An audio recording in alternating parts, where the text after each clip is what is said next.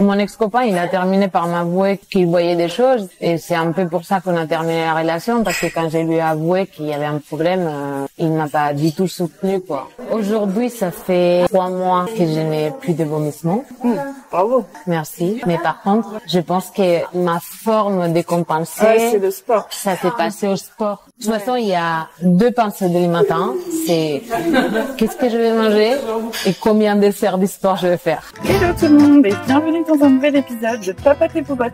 Aujourd'hui, on est dans un quartier où je vais pas mal souvent pour mes vidéos, donc pas loin de la place de la République, dans le 10e arrondissement. Et j'ai rendez-vous avec Susanna, une abonnée sur Instagram, qui m'emmène tester le Bichat. Et si vous me rejoignez sur cette vidéo, moi c'est Caroline, un petit libre sur les réseaux et je teste des restos en compagnie d'invités qui me parlent de leur rapport à l'alimentation. Donc si ce sujet vous intéresse, que vous aimez découvrir des nouvelles adresses de restos ou que vous aimez apprendre plus sur le comportement alimentaire, et ben n'hésitez plus à me suivre. Et si vous aussi vous voulez faire partie de mes abonnés, vous êtes absolument les bienvenus, n'hésitez pas à me contacter. Allez, on va retrouver Susanna.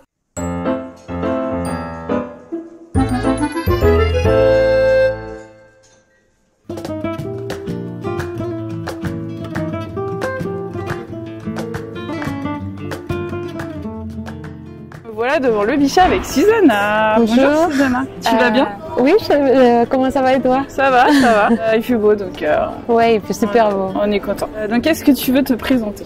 Oui, je m'appelle Susanna, j'ai 29 ans, presque 30.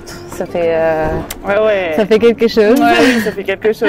J'ai un petit accent, donc je suis espagnole de base, mais ça fait quand même 8 ans que je suis en France, notamment à Paris. Ok.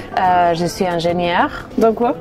Dans les ferroviaires. Et puis voilà. Et puis du coup, tu m'emmènes tester ce resto. Franchement, c'est très bon. J'ai testé ça il y a 1 an. Je suis juste venue une fois. Ok. Mais j'ai un très bon souvenir. Ok, ok. Ben on y va. C'est parti. C'est parti.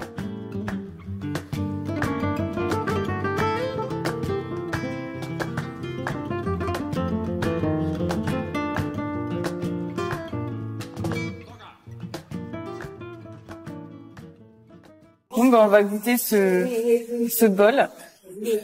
Et c'est copieux. Ouais, c'est copieux, ouais. Ça cale bien. C'est une base de riz, donc déjà ça cale. Et puis après, le volume et tout. Tu es végétarienne? Non. Et toi, t'es végane? Non. Donc si tu veux goûter les œufs, n'hésite pas à me dire. Et toi, c'est pareil? J'ai hésité avec le tien. Moi, je veux bien goûter le lentilles corail. C'est très bon. J'adore les lentilles corail. Les patates douces aussi. Je pense que ça fait 12 ans que je mange plus de viande, donc ça fait vraiment longtemps. Donc t'es végé. Du coup, pourquoi t'as choisi ce resto? Parce que je savais qu'il y avait un choix végétarien. Ah oui. Mais pas que. Et du coup, j'avais un bon souvenir. J'avais testé une fois. Ça avait été un peu rapide.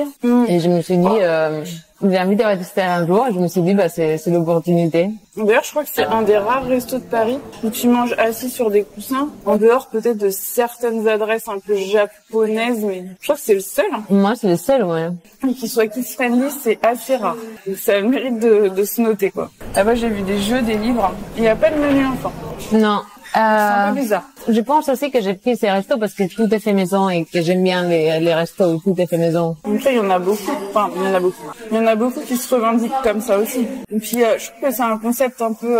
c'est entre le resto et l'adresse street food parce qu'en fait, tu t'es pas servi à table. C'est toi qui dois te servir. Et il y a un endroit pour prendre les couverts où c'est pas cher. Non, c'est vraiment pas cher pour tout ce qu'ils donnent. Pour la quantité et la qualité, pas cher. J'ai vu un de mes profs de yoga en plus, il était en train de manger dehors. Ouais. Enfin, c'est un mec qui est très spirituel, etc. Je pense que c'est aussi ce qui donne un peu cet endroit, quoi, l'ambiance, quoi. Ouais, carrément. Et t'es venu en France pour tes études? Enfin, je sais pas, t'es pas obligé de dire, hein, ça rien. J'avais terminé mes études, je cherchais un stage et du coup j'avais un copain français, un petit copain français. Et du coup c'est pour ça que je suis venue, quoi. Et t'es restée? Je suis restée. Je ne suis plus avec mon ancien petit copain, mais je suis restée à Paris, ouais. Et ça te plaît? Ouais, franchement c'est bien. Alors, je vais pas dire je suis fan, je voudrais rester toute ma vie parce que culturellement je trouve ça génial. Après le stress, toujours la course. Moi je bosse proche de Disney, donc ah oui, t'as beaucoup de transport. Ouais, c'est ça. J'ai 1 heure et quart aller plus les retours, quoi. En termes de mangeuse, tu te définirais comment? Maintenant, c'est toujours compliqué.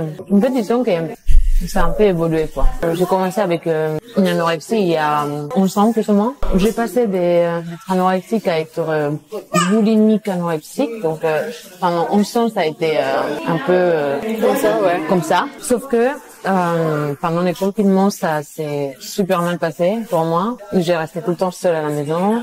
Ah ouais, t'étais seule. Ouais. Enfin, mon ex-copain, il travaillait souvent dehors et moi, j'étais toute seule à la maison, quoi. Ce qui faisait que j'avais des crises. Si, je bossais. Mais bon. En télétravail.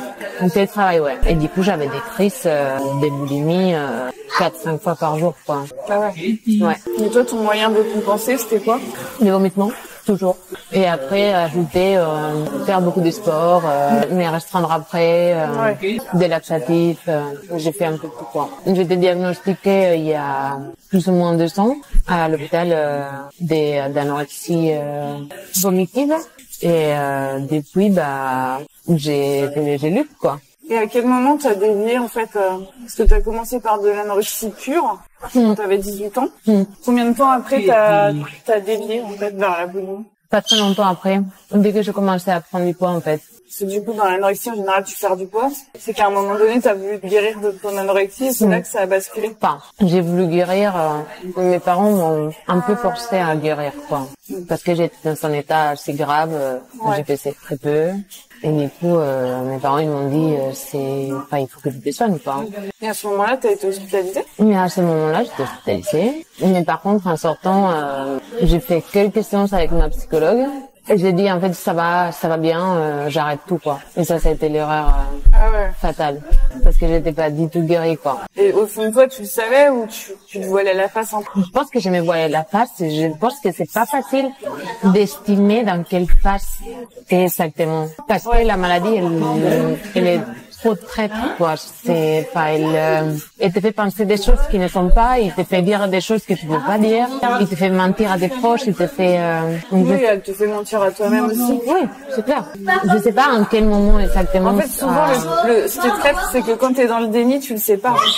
Forcément, t'es dans le déni. Donc, c'est dur de se dire, ouais, je suis dans le déni. Enfin, c'est impossible. Mais je pense que jusqu'au confinement, j'étais absolument dans le déni, en fait. Je me disais, oui. Même avec les vomissements. En général, ce qui te fait sortir de ton déni, des fois, c'est la boulimie. Non. Pas pour moi. De toute façon, personne ne savait, hein. J'ai passé 8 ans, à les faire cacher, personne ne savait. Même tes copains respectifs, ils savaient pas? Mon ex-copain, il a terminé par m'avouer qu'il voyait des choses, et c'est un peu pour ça qu'on a terminé la relation, parce que quand je lui ai avoué qu'il y avait un problème, il m'a pas du tout soutenu, quoi. Ouais. Pas du tout. Enfin, limite, c'est un caprice, c'est que tu fais, tu vois. Il a terminé par m'avouer qu'il voyait des choses qui n'allaient pas. Mais si tu vois quelque chose qui ne va pas, si tu aimes la personne, tu en parles, tu vois ce que je veux dire. Pour ça, c'est aussi une raison d'être de ma présence sur YouTube, Instagram et tout, c'est de faire comprendre aux gens que non, c'est pas un caprice, quoi. Non, c'est pas un caprice, non. C'est plus fort que nous, quoi. Donc, si on mange pas, ou si on mange trop, si on se fait venir, ou si on fait du sport, on peut pas contrôler, donc c'est vraiment, c'est dur. Oui, c'est très dur. Donc, du coup, après, tu as quitté? Oui, j'ai quitté, juste après le confinement. J'ai arrêté la relation, mais j'étais Du coup, ça t'a enfoncé encore plus. J'étais au fond du trou, quoi. J'étais très très mal. Enfin, j'ai même fait une tentative, en août de la même année, quoi. J'étais vraiment au fond, du fond, quoi. Parce qu'en plus de ça, ce qu'on voit pas aussi, c'est que, l'anorexie, la boulimie, il y a quand même une partie de dépression derrière. Ah oui. Une grosse dépression. On n'en parle pas forcément, c'est pas juste un problème d'alimentation.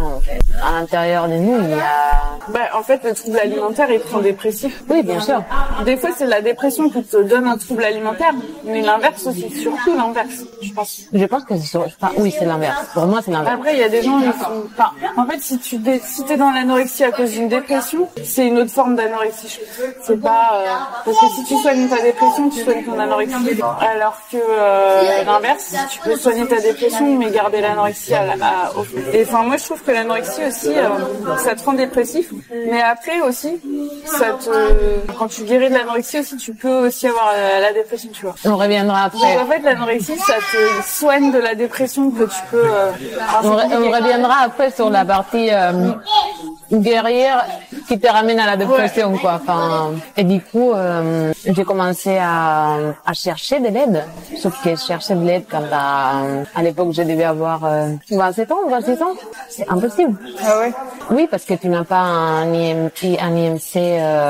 Oui, c'est pas en lien avec l'âge, c'est en lien avec le poids. Oui, c'est très compliqué de se faire soigner à Paris, je trouve. Enfin, moi, ma médecin, il m'avait demandé d'envoyer une lettre à l'hôpital, à un hôpital psychiatrique. Je vais pas donner les noms, mais... Parce que tu voulais être hospitalisée? Non, je voulais juste que quelqu'un le prenne en charge, parce qu'en fait, c'était vraiment... moi, j'avais des vomissements de 4 à 5 fois par jour, quoi. Donc, et il n'y avait pas que des vomissements. Je faisais des heures de sport et ça pouvait m'arriver de faire, je sais pas, 11-12 heures de sport par semaine, quoi. Et t'étais pas en sous-poids, là? Enfin, Si, j'étais en sous-poids, mais pas suffisamment. Ouais. Bah après, je trouve que tu peux te faire soigner, mais c'est à toi de trouver les pros, c'est à toi de payer. Mais c'est bien ça le problème, en fait. Je suis allée à l'hôpital psychiatrique pendant 2 jours. Ils m'ont fait des tests, etc. Du coup, ils ont diagnostiqué que j'avais ça. Mais ils m'ont dit, pour faire un sévrage, il y a 7 ou 8 mois d'attente. Moi, je pouvais pas attendre 7 ou 8 mois. Ça paraît bête. Tu te dis, non, mais c'est bon. T'as passé 8 ans malade. C'est bon, pour attendre 6 mois, rien va changer. Mais quand t'es aussi désespéré Mais moi, ça me choque, en fait. Ce qu'ils te proposent quand t'es boulimique, c'est en priorité un sevrage. Oui. Moi, ça me choque, en fait. Parce que pour moi, j'imagine qu'ils font d'autres choses à côté, mais moi, le principal, c'est de soigner l'anorexie qu'il y a derrière. Parce que tant que t'as pas soigné l'anorexie qu'il y a derrière, la boulimie, c'est sûr qu'elle pourra pas partir. Après, c'est pas parce que t'as soigné l'anorexie que la boulimie, forcément, elle s'en va. Mais pour moi, la priorité, c'est pas d'arrêter les crises, en fait. La priorité, c'est d'essayer de manger normal. Enfin, de pas avoir peur d'essayer que tu manges, quoi. Voilà, c'est ça. Et quand tu manges normal, les crises, elles s'arrêtent pas tout de suite d'un coup en une semaine. Ça prend du temps, en fait. Et c'est pour ça que t'as une période plus ou moins longue. T'as à la fois des crises et à la fois une alimentation entre guillemets normale. Enfin, c'est ça qui est dur à tolérer. Parce que si tu te dis je fais des crises, du coup, t'as tendance à te restreindre derrière. Mais ouais, c'est ça. D'accord avec toi. Je trouve que c'est pas très bien compris par les professionnels des fois. Ça me paraît illogique, en fait. Oui, ils te forcent à ne pas faire des crises, mais en fait, t'as toujours peur de manger tout, quoi. Surtout quand t'es hospitalisé, en fait, tu manges ce qu'ils te donnent, en fait. Enfin, t'as des plateaux. Donc, je sais pas dans quelle mesure tu peux manger la quantité que t'as envie. Dans quelle mesure tu peux choisir ce que tu peux manger. Quand on t'impose tel truc, ben, en fait, tu viens d'un passé de restriction, donc forcément, t'as envie de manger des trucs qui sont pas forcément en accord avec ce qu'ils veulent. Mais en plus, lors de mon passage à l'hôpital, lorsque j'ai fait ma tentative, être interne dans un hôpital psychiatrique, c'est juste un véritable enfer, en fait. Parce que tu mélangé avec des gens qui avaient pas des TCA, d'autres types, non? Bah, c'est même pas ça le problème, c'est qu'en fait, t'es sous médication tout le temps, sous médication, tout le temps. Ouais. T'es shooté, en fait. T'es shooté. Tout le temps. Les 2 fois que j'ai été aux urgences psychiatriques, chaque fois la seule réponse c'est tiens, prends ça, ça et ça et prends ton chemin, quoi. Mais c'est pas ça qui va résoudre les problèmes, quoi. Oui, des médicaments, oui. Mais des médicaments très forts. Oui, mais très forts, quoi. Mais ça, c'est un problème général à la psychiatrie. Enfin, je sais pas, en France, en tout cas. En fait, ce serait bien de donner des médicaments, tu vois, c'est pareil pour, les bipolaires, les schizophrènes, enfin, on les shoot. Après, je dis pas que peut-être, dans ces cas de pathologie-là, t'as que ça qui marche. Les dépressifs, on les shoot, enfin. Et je trouve que, ouais, c'est un peu dommage. J'ai appris aussi que lorsque tu faisais une hyperactivité à l'hôpital, ils te shootaient aussi. Bah oui, ça m'étonne pas. Si t'es shooté, tu peux plus faire... Oui, sauf que, quand tu sors de chez toi, t'es pas fou pour qu'ils t'attachent dans une chambre et te mettre sous médication, quoi. Et j'aime pas les mots fous parce que de toute façon, j'ai passé par là et je sais qu'est-ce que c'est, mais je trouve ça hallucinant les points dans lesquels on est arrivé. Je pense que quand on arrive à l'hôpital psychiatrique, on a besoin de parler, on n'a pas besoin d'être sous médication, quoi. J'étais diagnostiquée lors de mon passage à l'hôpital, pas pour la tentative, mais avant. Mais après, ouais. J'étais diagnostiquée et du coup, à ce moment-là, ils m'ont dit, on va te donner des numéros et tu vas appeler un libéral, quoi. Mais du coup, entre tes 18 ans et le moment où il y a le diagnostic, il y a 8 ans, quoi. Ça. Donc pendant 8 ans, t'avais pas de diagnostic. Non. Et donc dans ta tête, c'était quoi qui se passait? Enfin, comment tu... J'ai eu un enfer. Ouais, mais toi, tu considérais que t'avais un problème? Ou toi, c'était toi le problème? J'avais un problème, c'est sûr, certain que j'avais un problème. T'étais consciente que t'avais un problème? Oui. Mais est-ce que tu savais que c'était un TCA à ce moment-là? Qu'est-ce que tu pensais que c'était, en fait, ton problème? Oui, je savais que c'était un TCA, mais j'ai pensé que j'avais des contrôles sur la situation. D'accord. Et donc c'était pas tant dans le déni que ça. Tu savais quand même que t'avais un trouble? Oui. Mais tu pensais que tu pouvais gérer ça. En fait, c'est bizarre quand même quand tu te fais vomir dans la salle de bain alors que ton copain il est dans le salon, quoi. Tu sais qu'il y a un problème. Mais tu te dis ça va être la dernière fois. C'est un peu comme les toxicos, quoi. Enfin, c'est une addiction. Et après, les jours après, aujourd'hui j'ai pas envie de manger du pain parce que je suis pleine. C'est faux, quoi. Donc c'était de la boulimie, de la restriction, de la boulimie, de la restriction. Quand il y avait trop de restrictions, après il y avait des crises. C'était un cercle vicieux, quoi. Jusqu'au point où je me suis dit, il faut que je me soigne, quoi, parce que pendant les confinements, c'était trop. Donc, tu faisais les crises devant ton copain ou tu te cachais? Je me cachais. Ça doit être chaud quand même quand tu vis avec quelqu'un. T'arrivais quand même après à manger avec lui ou tu faisais un peu séparément? Comme j'ai jamais mangé beaucoup devant lui, j'étais souvent en restriction devant lui et après la crise arrivait, quoi. Au petit déjeuner, moi j'ai considéré que j'avais trop mangé. J'allais faire une crise aux toilettes. Je mettais la musique haute, je faisais des bruits. Mon excuse préférée c'était je vais m'épiler, mais j'ai m'épilé 3 fois par semaine, quoi. C'était un peu. Après les mecs ils savent pas donc. Oui, c'est clair, mais bon. Si on a autant de poils qu'eux, c'est normal. Ouais, ça devait. En plus, à Paris, on a des apparts assez petits. Oui. T'as pas une grande maison avec 4 étages. Oui, donc en plus, t'as les stress tout le temps. Le confinement, il était tout le temps là, quoi. On était tout le temps ensemble. Oui, mais lui, il bossait, donc la crise, il a fait Il était en télétravail, non? Il partait, ouais. C'est là qu'il a devenu très compliqué. J'avais plus personne pour mes contrôles, ou pour me garder, quoi. Si, c'est ça. D'ailleurs, ça me fait penser cette expression. Enfin, ce mot en français, garde-fou, en fait. Ça vient de là, en fait. Ouais, je pense, ouais. C'est fou. C'est fou, vraiment, je viens de me rendre compte du mot, en fait. Et alors après, qu'est-ce qui s'est passé quand tu as eu le diagnostic? Comment tu l'as digéré, en fait? Qu'est-ce que ça t'a fait? Soulagement. Je me suis dit, je vais me soigner, c'est bon. Quelqu'un reconnaissait. En fait, je me sentais pas légitime. Je me suis jamais sentie légitime parce que j'avais un poids normal. Donc, c'est la majorité des gens qui sont dans la boulimie. C'est pour ça qu'à chaque fois, je me disais, non, mais c'est bon, je vais me soigner toute seule, etc. Je suis capable d'arrêter toute seule. Mais non, en fait, c'est impossible. Surtout quand ça fait, 10 ans que tu vis ça. J'ai que des souvenirs du passé avec des crises. Je n'ai pas, il y a toujours eu des périodes dans lesquelles je me faisais vomir. Ou que je prenais laxative. Le sport, jeune. Non, le sport, c'est assez bizarre. Mais le sport, c'est arrivé que pendant les confinements. J'avais une relation plutôt saine avec le sport. Et là, à partir du confinement, c'est parti en cacahuète totale. Ouais, mais le sport, le confinement, ça a pas mal déréglé le sport, la relation au sport. Surtout qu'il y avait pas mal de vidéos, des vidéos, tu sais, d'entraînement. Oui.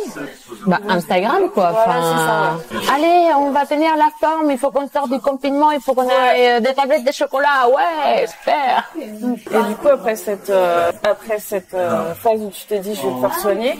Ouais. Du coup, t'as trouvé des thérapeutes qui t'ont aidé. Qu'est-ce qui s'est passé?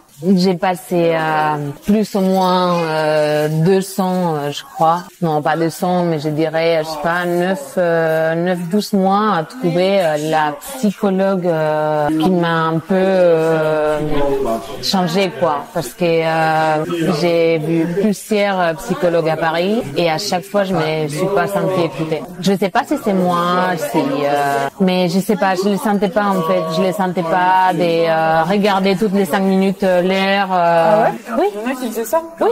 Non, mais franchement, si tu t'arranges pour mettre une horloge dans ton bureau. Je sais pas. Pour surveiller son poste. Ouais. Pire truc dans la terre, quoi.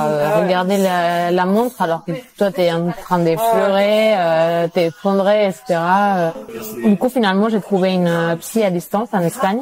Tu es spécialisée en TCA ou pas? Spécialisée en TCA, ouais. Et après, j'ai trouvé aussi, sur la foulée, un peu plus tard, une nutritionniste. En Espagne aussi ou? Non, la nutritionniste ici à Paris. Et, spécialisée aussi? Ouais, spécialisée aussi en TCA. Et une psychiatre qui me suit depuis 1 mois, parce que par rapport à ce qu'on disait tout à l'heure, les plus je suis en train de me soigner de TCA, les plus dépressive je suis. Ah ouais. Donc j'ai une rechute de dépression il y a plus ou moins 1 mois. Ils m'ont dit à l'hôpital qu'il fallait que je trouve une psychiatre, quoi, qu'elle me suit pour de vrai, que j'ai un traitement pour la dépression, etc. Ah donc là maintenant tu as des traitements. Enfin, oui, je suis sous antidépresseur et je prends des anxiolytiques aussi pour dormir. Et ça t'aide? Mon état, il était trop dégradé, je pense. Et du coup, tout ça, j'imagine, ça a un certain coût pour toi. C'est pas remboursé à part la psy, quoi. La psychiatre. La psychiatre et la nutritionniste, parce que c'est le médecin aussi. Ah, les médecins, donc les deux. Ah, c'est rare, médecin nutritionniste SP en TCA. C'est rare. J'ai pris du temps à la trouver, mais je l'ai trouvée. Ta médecin, elle te suit tous les mois, c'est ça? Elle me suit tous les mois, elle me pèse, elle me fait des analyses de sang. Parce qu'en fait, on ne se rend pas compte, mais mes analyses de sang, ils sont pas bonnes. Ils sont pas bons du tout. Ça, c'est à cause des vomissements, je pense, non? Je pense que c'est des vomissements et de la restriction aussi, que j'ai plein des feel food, et que ça fait, là, je suis en train de prendre du magnésium, du zinc, du sélénium, du fer, de l'oméga 3. Enfin, j'étais basse en tout, quoi. Ah ouais. Et aussi quelque chose dont on n'en parle pas assez, les hormones, quoi. Je suis en aménorrhée hypothalamique. Maintenant, ça fait 4 mois. Et avant, non? Non. Je pense que je me suis restreinte ces derniers mois et aussi que j'ai fait beaucoup de sport.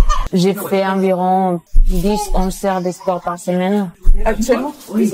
Ah oui, donc quasiment 2 heures par jour. Oui. Enfin, au moins 1 heure par jour.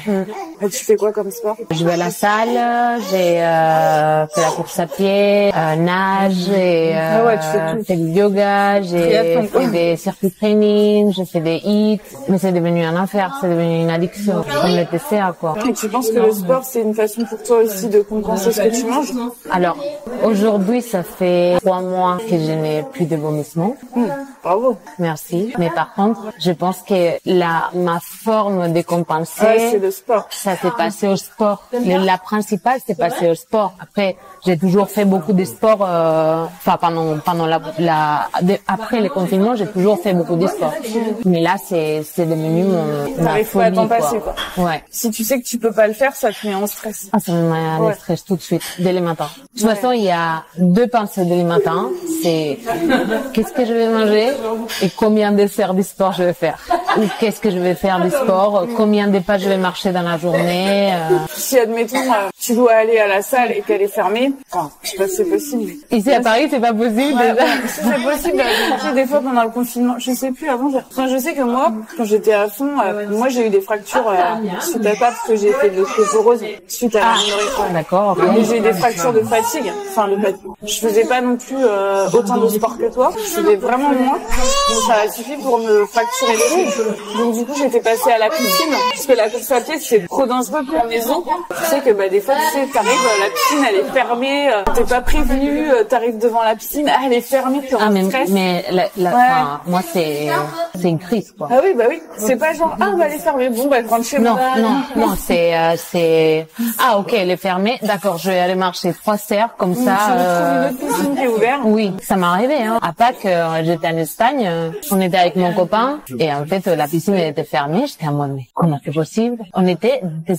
J'étais désespérée pour chercher une autre piscine parce que je me suis dit, qu'est-ce que je fais sinon? C'est devenu un enfer maintenant le sport. Oui, parce que ce n'est plus. Alors, je vais pas dire que je n'ai pas plaisir quand je sors de la salle ou parce que je pense qu'il y a cette l'hormone du bonheur de la sérotonine, je crois que ça s'appelle. Je sais plus, ouais. Et il y a des endorphines. Donc je pense que l'endorphine, je crois que c'est du plaisir. Oui. J'ai un plaisir en sortant. Mais par contre, je m'oblige à y aller, quoi. Souvent, je m'oblige à aller et du coup, je ne fais plus des activités qui me font plaisir à côté, comme jouer au piano, la peinture, parce que je suis obligée à la salle. Donc ma vie, c'est devenu le sport et après, on verra. Et au niveau de l'alimentation, t'arrives un peu à... Comment tu fais du fait que t'as arrêté les vomissements? Comment ça s'est passé? Ça s'est très mal passé pendant 2 mois. Je me voyais prendre du poids. Mais c'est drôle, mais moi, mon déclic avec les vomissements, c'est terrible de dire ça, hein, mais c'est ma nutritionniste qui m'a pris comme ça. Elle m'a dit, tu sais quoi? En fait, ces vomissements, ils ne te font pas perdre du poids. Ah ouais? Et ça fait comme un boum dans ma tête. Non, il faut pas perdre du poids, mais il faut que tu prends pas du poids. Pas forcément. Parce qu'en fait, tu fais beaucoup de rétention d'eau. Et c'est quoi son argument alors? C'était quoi qu'elle t'a dit après? Elle m'a dit, tu fais ce que tu veux, mais en fait, en te faisant vomir, la seule chose que tu es en train de faire, c'est que tu es en train de mettre ton corps en difficulté. Point numéro 2, tu risques d'avoir un arrêt cardiaque, quoi. Parce qu'en fait, je faisais pas que des vomissements. En fait, après, j'allais à la salle et je me mettais une séance de cardio, quoi. Donc, mon corps, parfois, il montait à 195. Ah ouais. Ah oui. Je pense qu'il y a eu des moments à la salle où je pensais que j'allais mourir. Parce que mon corps, il allait trop, quoi. Enfin. Et au niveau des dents, t'as eu des soucis? Oui. J'ai perdu 3 dents. Ah ouais? Ouais. Qui sont tombées comme ça toutes seules? Ah non. Ils te les ont arrachées, ouais. Ils me les ont arrachées, ouais. Parce qu'elles étaient mortes? Parce que j'avais eu très très mal, j'avais des kystes au-dessous, ils m'ont fait une couronne, après la couronne j'avais des kystes et après ils sont terminés par me le sortir, quoi. En fait, c'est drôle mais c'est pas drôle, mais les médecins ils m'ont jamais dit Il y avait des problèmes de dents et de... Ouais, ils n'ont jamais fait les liens. Après c'est normal, moi j'ai raconté rien non plus, tu vois. Ah ouais, mais, tu disais pas, oui. Mon dentiste il me disait surtout limiter les sucres, faut pas manger les sucreries parce qu'après on a des caries. C'est de mes caries, c'est pas à cause de sucreries en fait, c'était à cause des crises de boulimie. Bah à cause des vomissements. Oui, c'est ça. Pas pour moi crise de boulimie en fait, je les personnalise beaucoup, mais en fait pour moi crise de boulimie égale vomissement parce que ça a toujours été comme ça. Après il y avait des autres choses à côté, des autres méthodes à côté, mais il y a toujours eu des vomissements. Du coup l'alimentation, t'as dit que ça a été très compliqué parce que tu t'es vu prendre du poids et après il y a eu un moment où il y a eu un moment où il y a un mois je sais pas comment expliquer ça, mais j'ai eu un sort de burn-out, quoi. Mon copain et ma mère, ils ont décidé qu'il fallait m'amener à l'hôpital psychiatrique et du coup, ils m'ont recommandé d'aller chez un psychiatre. Et du coup, je suis toujours en restriction. J'essaye de me restreindre le moins possible. Je suis en train d'essayer des petits déjeuners, même si aujourd'hui, par exemple, j'ai pas petit déjeuner. C'est toujours très compliqué, quoi. Donc là, maintenant, t'es dans une phase anorexique. Je peux dire ça comme ça. Je pense, ouais, parce que je fais beaucoup de sport. Je n'ai pas forcément de compulsion, en fait. C'est drôle, mais... Oui, donc t'es dans une anorexie pure, en fait. Ouais, je pense, ouais. Après, ça se voit pas physiquement. Ah oui, non, mais attends, l'anorexie, c'est loin de se voir physiquement. C'est ça le problème, c'est qu'à chaque fois qu'on montre de l'anorexie dans les médias, c'est toujours des gens ultra maigres. C'est pas ça l'anorexie, parce que l'anorexie c'est dans la tête. Et tu peux suivre l'anorexie bien avant la maigreur. D'ailleurs, même les nanas maigres, elles étaient anorexiques avant. Tu vois, avant qu'elles perdent du poids. Donc, je pense qu'il y a plein de gens qui sont dans une anorexie sans le savoir, parce que pour moi, il y a différents degrés, tu vois. Il y a ceux qui mangent une pomme par jour et puis t'en as qui peuvent manger 3 repas par jour et être dans l'anorexie, en fait. Il y a plusieurs trucs. Il y a le fait que tu contrôles ton alimentation pour contrôler ton poids. Oui. Il y a le fait que t'es totalement rigide. Tu peux pas être flexible. T'as peur de l'imprévu. Si t'as pas peur de l'imprévu, t'es pas dans l'anorexie pour moi. Pour moi, ça c'est un des critères principaux, c'est que t'as peur de l'imprévu. Et ça, les gens ils comprennent pas du tout. Si on te dit tiens, j'ai ramené des pains au chocolat, t'en veux un? Ah bah là, ça va te paralyser direct. Si t'as pas ça, t'es pas dans l'anorexie. Enfin, je pense que ça te protège quand même un petit peu. Même si tu contrôles un peu ce que tu manges. Je compatis complètement parce qu'en fait, dès qu'il y a un imprévu dans ma vie, dès qu'il y a quelque chose qui n'est... Tu peux pas faire ton sport, tu sais pas où tu vas manger. Même un voyage, enfin, même les vacances. La semaine dernière, on parlait avec mon copain, il m'a dit, t'es stressé et tout pour les vacances. Enfin, j'étais mentirais si j'étais disais que je suis pas stressée, en fait. Bah oui. Parce que même si je sais qu'on va faire de la randonnée et qu'on va faire du sport tous les jours, je ne sais pas qu'est-ce que je vais manger, je ne sais pas comment je vais me sentir, je sais pas si je serai à l'aise ou j'aurai envie de rentrer parce que beaucoup de fois, en fait, je vais en vacances et en fait, j'ai hâte de rentrer pour reprendre ma routine. Et même bizarrement, des fois, enfin, je sais pas, moi je parle pour moi, mais quand t'es assez évolué dans le nombre d'années que t'as eu, en vacances, tu peux même des fois avoir peur de manquer de bouffe ou de manquer ou d'avoir faim parce qu'en fait, tu vas pas forcément manger certains trucs parce que tu peux pas les contrôler, mais du coup, tu vas avoir faim parce que t'auras pas assez mangé, tu vois. Donc c'est un peu paradoxal. T'as peur de manquer de nourriture, t'as peur d'avoir faim. C'est vraiment ça. Alors qu'il y a de la nourriture à disposition. Oui, tu vois. c'est clair. Mais c'est pas la nourriture que tu veux. Si t'as que des frites à manger, si c'est un fait. Non, mais c'est drôle que tu dis ça, tu vois. Bah oui. Parce que, regarde, mon copain m'a obligé à prendre ça ce matin. Il m'a dit, s'il te plaît, genre, au moins tu la mets dans ton sac, s'il te plaît, au cas où t'as faim, s'il te plaît, genre. Et c'est la seule chose que j'aurais accepté de prendre. Parce que les pommes, c'est ok pour toi. Les pommes, c'est ok pour moi. Les bananes, c'est pas ok pour moi. Ouais. Du coup, il y a quand même des aliments que tu manges pas. Oui. Zéro, enfin, jamais. Bien. Comme quoi? Ce qui est sucré. Sauf les fruits. Sauf les fruits. Sauf les bananes. Sauf les bananes. Ça restreint de plus en plus de périmètre, en fait. Après, par exemple, je vais avoir des tocs un peu fous, quoi. Genre, j'ai les droits qu'à un yaourt par jour. Moi, en fait, tu vois, j'ai eu zéro interdit. J'avais zéro aliment banni. Zéro. Ah, c'est vrai? Ouais. Et pourtant, tu vois, moi, mon truc, c'était la quantité. C'est que les quantités. Et donc, c'est encore plus dur. Même les sucreries, etc. Ouais. Ah non, j'en ai mangé plein. Il y a plein de trucs à faire passer comme message parce que tu peux manger des gâteaux, tu peux manger tout. Mais c'est vraiment en fait, c'est la quantité. Et moi, je m'étais vraiment mis ça en tête, c'est que, entre guillemets, on peut ne rien s'interdire, il faut juste contrôler les quantités. Et ça, c'est un discours ambiant qui est assez répandu. C'est faux, les gars, c'est faux. En fait, les quantités, mais vraiment, mais ça m'énerve quand j'entends ça. Parce que moi, j'ai été là-dedans. La quantité, c'est ton corps qui décide, c'est pas ta tête. Oui. Franchement, faut arrêter avec ce truc. Ah, il faut bien se faire plaisir de temps en temps, je prends un petit gâteau. Bah ouais, mais ça t'empêche pas, en fait. C'est bien pour ça qu'il y a des gens qui font des crises de boulimie. Oui. La crise, c'est vraiment la quantité, tu vois. Oui, bien sûr. Donc ça veut dire qu'à un moment donné, ton corps, il a besoin d'une certaine quantité. Et c'est lui qui la décide. Tu peux manger des gâteaux, tu peux manger du chocolat. Si tu veux manger 15 carrés de chocolat et que t'en prends qu'un, bah non, ça marche pas. Bah non, ça marche, c'est juste que ça fait perdurer ton TCA encore plus longtemps. Parce que du coup, t'as moins de frustration. Mais du coup, t'arrives à tenir plus longtemps, ça je suis d'accord. Mais il y aura un moment où tu craques. Et il y a un moment donné où ça va pas aller, ça va pas le faire. Et en plus de ça, t'es encore plus dans le déni parce que tous les messages que t'entends, c'est ne pas manger trop ci. Mais on peut quand même les manger, tu vois. Non, mais je suis d'accord. Moi, ça m'énerve, en fait. De toute façon, j'ai rentré sur Instagram et maintenant, tout m'énerve. Tout m'énerve parce qu'en fait, même si j'ai filtré les comptes que je voulais voir, ouais, tu reçois toujours, je reçois toujours des trucs, comment perdre 60 kilos dans 3 mois, en même temps, je suis une bonne cible, bah oui. Mais... Et puis même si t'arrêtes Instagram, de toute façon, ouais, il y aura toujours, oui, non, mais c'est clair. Même hier, j'étais à la Fnac avec mon copain et ça m'a surpris. C'est la première fois que je me suis dit, waouh, la quantité de livres qui sont mis en valeur sur la Fnac, manger healthy, manger sain, manger. Bah c'est pour ça que je te dis, il y a vraiment un truc, il y a un marché quoi. S'il y a un marché, c'est que les gens ils achètent. Oui.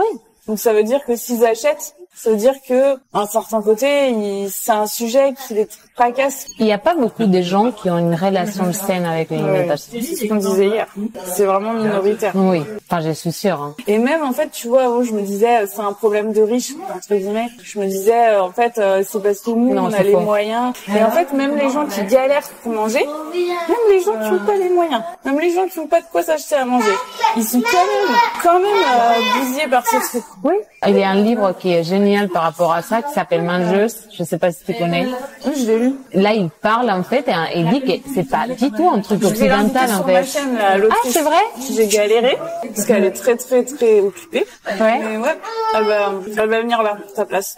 Trop bien. Bah franchement, son livre, il est génial. C'est surtout des femmes d'ailleurs. Oui. Enfin, elle parle que des femmes. Mais je pense que les hommes, maintenant, ils sont aussi concernés. Hein. Pas pour les mêmes raisons, le problème, c'est qu'on ne donne pas suffisamment de visibilité aux hommes, quoi. Mais toute cette mode d'aller à la salle de sport et manger tant de protéines, juste manger du poulet et du riz toute la journée pour avoir encore des rêves, excuse-moi, mais c'est un TCA aussi. Hein. Bah oui, c'est de l'anorexie. Mais enfin, le truc, c'est que l'anorexie, c'est tellement genré qu'en fait, on peut pas dire à un mec, même, tu vois, les mecs qui sont très costauds là. Ouais. Pour moi, enfin maintenant ils ont trouvé le terme de bigorexie, mais c'est une forme d'anorexie pour moi. Enfin sauf qu'ils se restreignent peut-être pas au niveau calories, tu vois, ils ont la bonne quantité de calories, mais pour moi c'est vraiment voisin quoi. Pour moi aussi parce que du coup ils sont en train de se restreindre, hein. Parce qu'ils mangent pas en fait, c'est qu'ils ont envie de manger, parce qu'ils s'imposent tant de séances de sport par semaine, ils priorisent ça à sortir avec les copains, etc. Non mais c'est fou la quantité des TCA différentes. Bah oui, c'est une personne, un TCA, tu vois. Oui, c'est clair. Pour moi, c'est ça. Hein. On ne peut pas mettre chaque personne dans une case, en fait. Il y a 15 000 cases différentes. Enfin, moi, dans mon cas, ça a évolué avec les temps. Ça n'a rien à voir avec les débuts. Quand je faisais de l'anorexie restrictive au début, je faisais pas du tout des sports. Rien. Zéro. Je sais pas si tu as encore des choses à dire à propos des TCA ou des messages que tu veux faire passer. Ouais. Les conseils que je dirais à une personne qui a une TCA, c'est de s'entourer des gens bienveillants, parce que c'est pas facile en fait. Pour l'avoir vécu auparavant, non, ce n'est pas un caprice. Mon copain, c'est un peu mon rocher, quoi. Enfin, à chaque fois que je perds un peu les pieds, que je suis complètement perdue, il est là, il me soutient, il s'intéresse à la maladie, il s'intéresse à savoir ce qui peut m'affecter, des bons et des mauvais, en fait. Et il essaie aussi de donner une place dans notre vie à autre chose qui soit pas le TCA, parce que le TCA, il a tendance à envahir toute ma vie. Ouais. C'est bien de faire des activités qui n'ont rien à voir ni avec l'alimentation, ni avec le sport, ni avec le corps. Aller à un concert. Je ne me suis jamais sentie jugée, quoi. Pendant les temps qu'on a été ensemble, mon corps a changé, sans doute, quoi. Bah oui. À aucun moment, il y a eu une remarque, toujours du support, quoi. Je trouve ça trop important. En tout cas, pour moi, ça a été vital. En fait, si on voyait le corps comme un truc qui change dans la société, tu vois, c'est vivant, en fait. Donc, même si ton poids, il bouge pas, forcément, ton corps, il bouge. Oui, il y a du mouvement. Tu vieillis, je sais pas, ta peau, elle change de couleur, tes cheveux, ils poussent, je sais pas, ce serait bien, quoi. Oui, quand je change. Ouais, le corps comme un objet esthétique, quoi. Qui est censé être comme une œuvre d'art, tu sais. Un truc qui bouge pas, tu vois, c'est une peinture, c'est une photo, c'est ça, et plus de moyens, plus de visibilité, pas trop de visibilité non plus, parce que parfois j'entends des choses complètement loufoques un peu sur Instagram, en mode sur les desserts, un peu dans les nouvelles générations. Bon, c'est pas une attaque contre les nouvelles générations, mais j'ai pas mangé depuis hier, j'ai un TCA, quoi. Enfin non, excuse-moi, mais c'est un terme sérieux, quoi. Oui, c'est comme quand tu dis, tu changes d'avis tout le temps et tu dis, je suis bipolaire. Oui, t'es bipolaire. C'est exactement ça. Enfin, pour les gens qui sont bipolaires, ça doit être terrible. Bah, pour nous, c'est pareil. Moi, je le trouve vraiment offensif, quoi. Du coup, actuellement, je sais pas si tu considères que t'es quelqu'un qui aime manger ou c'est trop compliqué. Je pense que c'est trop compliqué pour l'instant, quoi. J'aime manger, mais j'ai vie préoccupée par ce que je mange, donc En dehors du TCA, c'est quoi ton plat préféré si on oublie le TCA? Sans doute, hein, parce qu'en plus j'ai discuté de ça hier, de la paella. Ah, c'est vrai que c'est le plat espagnol. Mais par rapport à ce que ça représente aussi, je pense. C'est parce que c'est les dimanches, c'est le moment où on se retrouve tous à table, en famille. Ça me donne de bons souvenirs. C'était ta mère ou ton père, je sais pas, cuisinait ça souvent? Ouais, c'était ma mère, ouais. Qui cuisinait ça tous les dimanches. Et ton type de cuisine préféré? Italienne, sans doute. Ouais. Comme pas mal de gens, ouais. C'est un peu mon plaisir coupable. Pourquoi coupable? Parce que souvent, je les visualise comme une cuisine trop grasse, peut-être. Oui, si c'est peut-être pas ça, hein, parce que c'est une cuisine méditerranée. Bah après, il y a pas mal d'huile d'olive. Oui, il y a pas mal d'huile d'olive, oui. Ça, c'est sûr. C'est qu'il y a beaucoup de légumes, mais il y a beaucoup d'huile. En Espagne aussi. Mais c'est bon. Oui, c'est très bon. Après, je pense qu'il faut différencier, bon pour la santé, de perte de poids, quoi. Tu vois, si tu manges des légumes, même s'ils sont baignés dans l'huile, ça reste quand même bien, tu vois. Et ton dessert préféré? Waouh, ça c'est une question très compliquée. Je sais pas, peut-être la panna cotta. Italien encore, quoi. Ouais. Et tu penses que t'es plus bec sucré ou bec salé? Je pense que je suis plus salée, mais par contre quand j'ai des crises, j'ai souvent des crises sur des aliments sucrés. Ah oui, je t'ai pas demandé c'était quoi tes aliments de crise. Ah, alors ça pouvait être un repas normal, complètement normal, genre je sais pas, des pâtes, des lentilles. Mais du coup en grande quantité. Non, pas forcément. Et pourquoi t'appelles ça une crise alors si c'est un repas normal? Parce qu'il y avait des vomissements. Ah ouais, d'accord. Ah oui, mais du coup, c'est différent. Parce que pour être catalogué de boulimique, Ok.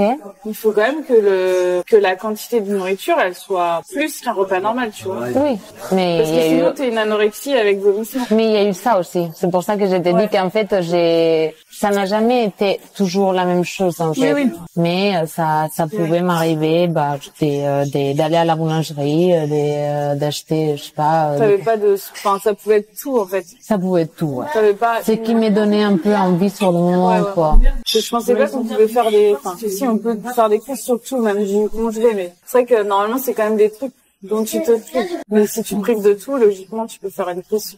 Parfois, j'ai fait des fixettes, je sais pas, sur même une baguette, quoi.